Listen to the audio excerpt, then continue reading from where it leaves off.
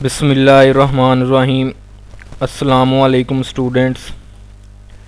Dear students, आज lecture number 8। आज के लेक्चर का टॉपिक जो है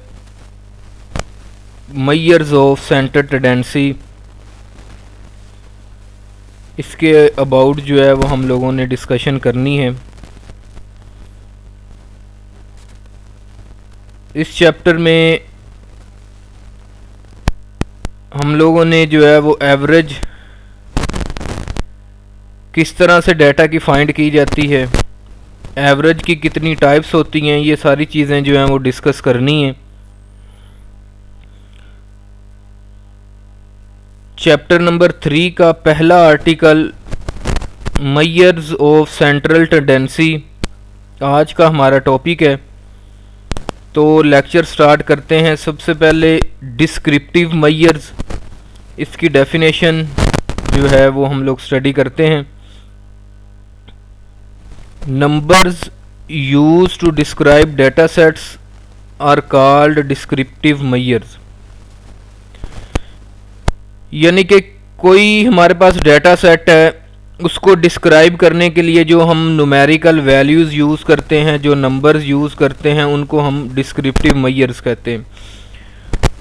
ये डिस्क्रिप्टिव मेजर्स एक भी हो सकती हैं, एक से ज़्यादा भी हो सकती हैं, जो हमारी डेटा सेट को, डेटा वैल्यूज़ को जो है वो डिस्क्राइब करती हैं, एक्सप्लेन करती हैं। इन्हें हम जो है वो डिस्क्रिप्टिव मेजर्स कहते हैं। इसके बाद सेकंड डेफिनेशन है हमारे पास measures of central tendency. Descriptive measures that indicate where the center or most typical value of the dataset lies are called measures of center tendency। यानी कि डिस्क्रिप्टिव मेजर्स जो होती हैं हमारे पास, वो इस चीज़ की इंडिकेशन करती हैं कि डेटा का सेंटर कहाँ पर है, मोस्ट टिपिकल जो है वैल्यू डाटा सेट की वो कहाँ पे लाई कर रही है। इस चीज़ को मेजर करने के लिए जो हम प्रोसीजर यूज़ करते हैं उसको कहते हैं मेजर्स ऑफ सेंट्रल टेंडेंसी।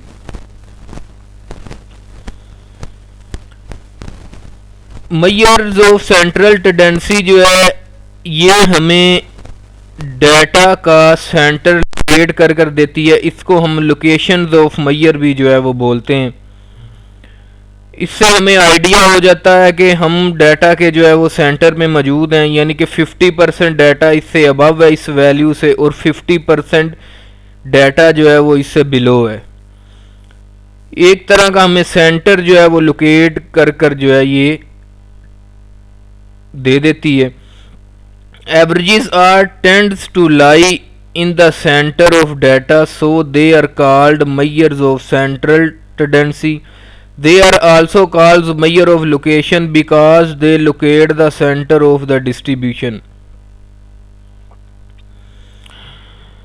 तो ये हमें डाटा का जो है ये एवरेज जो होती है, ये हमें डाटा का सेंटर लोकेट करके देती है। इस वजह से हम इसे मेजर्स ऑफ सेंट्रल टेंडेंसी कहते हैं। इसको हम जो है वो मेजर्स ऑफ लोकेशन भी कहते हैं, क्योंकि ये हमें डाटा का डिस्ट्रीब्यूशन का जो है वो सेंटर लोकेट करके देती है। ठीक है जी। इसके बाद एवरेज की definition, a single value which represent the whole set of data is called an average. यानी कि एक सिंगल वैल्यू जो पूरे के पूरे डाटा को रिप्रेजेंट करती है उसको एवरेज कहते हैं। इसकी एग्जांपल यूँ समझ लें कि सपोज एक स्टूडेंट है, वो 6 सब्जेक्ट जो है वो एक सेमेस्टर में स्टडी करता है।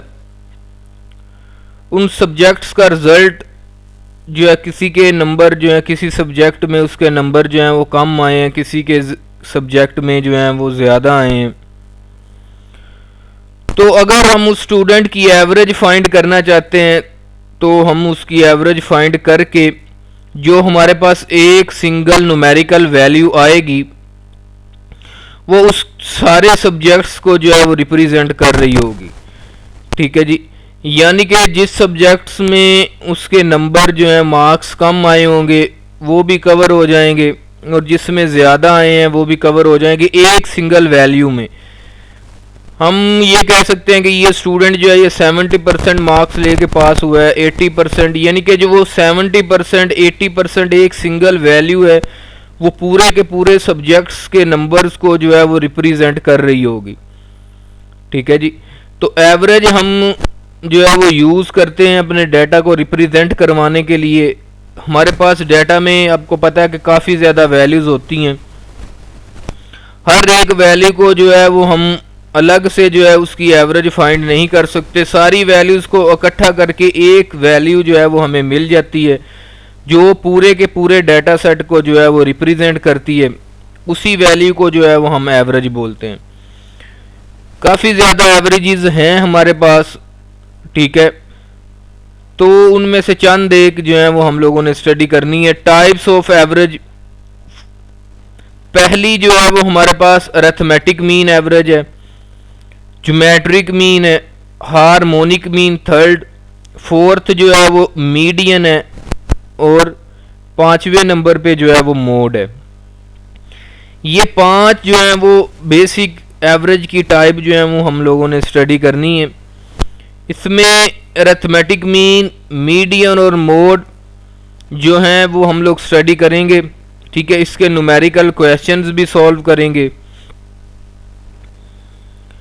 अच्छा जी, उसके बाद हम ऑब्जेक्ट्स ऑफ स्टैटिस्टिकल एवरेज, यानी कि हम स्टैटिस्टिकल एवरेज फाइंड क्यों करते हैं, इसके पीछे क्या पर्पस है, ये हमें किस तरह हेल्प जो है वो करती है। पहला इसका ऑब्जेक्ट है जी, the main object of average is give a bird's eye view of the statistical data.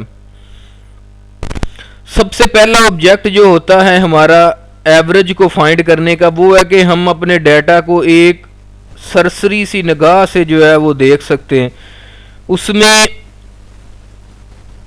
एक वैल्यू हमारे पास आ जाती है एवरेज की सूरत में, एवरेज की फॉर्म में। उस एक वैल्यू के ज़रिए जो है वो हम अपने पूरे होल डाटा को, स्टैटिस्टिकल डाटा को जो है वो बर्ड्स आई व्यू कर सकते हैं उसका। तो ये इसका मेन पर्पज़ है कि हम अपनी एवरेज क्यों फाइंड करते हैं, यानी कि स्टैटिस्टिकल डाटा एक ह्यूज नंबर ऑफ अमाउंट्स पर जो है वो कंटेन करता है। तो हर वैल्यू को स्टडी करना जो है वो मुश्किल होता है। इस चीज़ से बचने के लिए हम एक सिंगल वैल्यू जो है फाइंड कर लेते हैं एक एवरेज की सूरत में, जो उस पूरे डाटा को जो है वो रिप्रेजेंट कर रही होती है।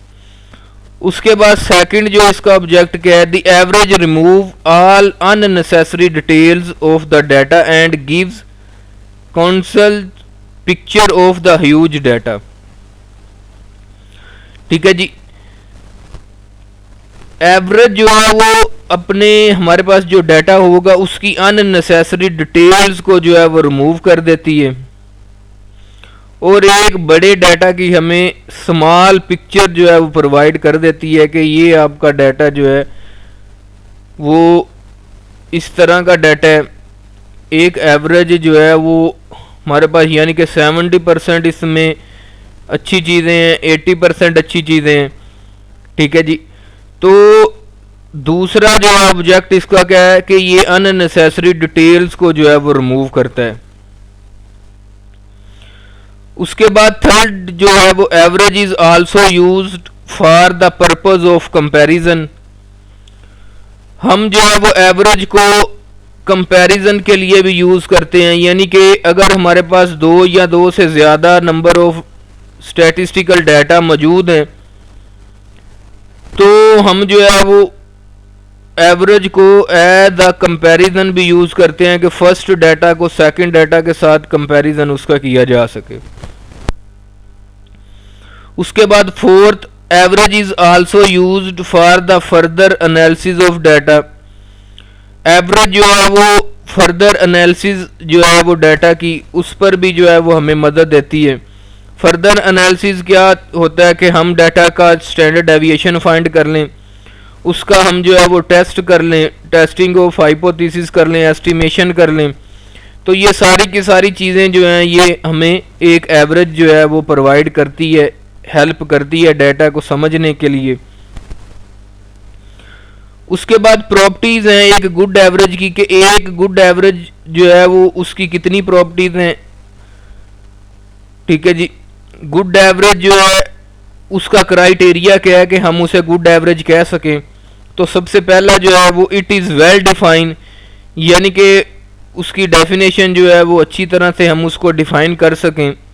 सेकंड जो है it is easy to calculate, calculation में जो है वो आसान हो, यानी कि हमारे पास अगर ज़्यादा अमाउंट में डाटा है तो ऐसा उसका फार्मूला या मेथड नहीं होना चाहिए कि जिसको हम कैलकुलेट करने पर ही जो है वो अपना काफ़ी ज़्यादा टाइम ज़ाया कर लें, यानी कि आसानी से कैलकुलेट हो जाने वाली हो। थर्ड जो है it is easy to understand and interpret, आसानी से हम उसे जो है वो समझ लें और अपने जो रिजल्ट्स आएंगे उनको आसानी से जो है वो इंटरप्रेट कर सकें। Fourth it is based on all the values, यानी कि ऐसी एवरेज उसको हम गुड एवरेज बोलेंगे जो सारी की सारी डाटा में अगर 500 वैल्यूज़ हैं, 1000 वैल्यूज़ हैं, तो वो सारी वैल्यूज़ पर जो है वो बेस्ड करे, ना कि चंद गिनी चुनी वैल्यू पे बेस करे, सारी की सारी वैल्यू पे बेस करे, उसको हम जो है वो गुड एवरेज बोलेंगे। उसके बाद 5 जो है it is capable of mathematical treatment, हम उस पर जो है मैथमेटिकल ट्रीटमेंट यानी कि plus minus multiply divide percentage आसानी से जो है वो फाइंड आउट कर सकें, उसको जो है वो हम गुड एवरेज बोलेंगे। 6 it should not be unduly affected by extreme values, और जो है वो एक्सट्रीम वैल्यू से जो है वो कम से कम जो है वो अफेक्ट हो। एक्सट्रीम वैल्यूज़ कौन सी वैल्यूज़ होती हैं, यानी कि ऐसी वैल्यू जो डाटा पैटर्न से हट कर आएँ उनको एक्सट्रीम वैल्यूज़ बोलते हैं। तो ये जब हम कैलकुलेशन करते हैं तो एक्सट्रीम वैल्यूज़ हमारे आंसर को काफ़ी ज़्यादा अफेक्टेड करती है, तो ऐसी एवरेज हमें यूज़ करनी है। यानी कि अगर हमारे डाटा में एक्सट्रीम वैल्यूज़ जो हैं वो ज़्यादा हैं, हम देख रहे हैं कि इसमें एक्सट्रीम वैल्यूज़ काफ़ी ज़्यादा आ रही हैं, तो हम उस लिहाज से जो है वो जोन सी टाइप उस डाटा पे फिट बैठ रही होगी वो वाली एवरेज जो है वो फाइंड करेंगे। ठीक है जी, तो उम्मीद है कि आपको आज के लेक्चर की जो है वो समझ आ गई होगी। Thank you very much.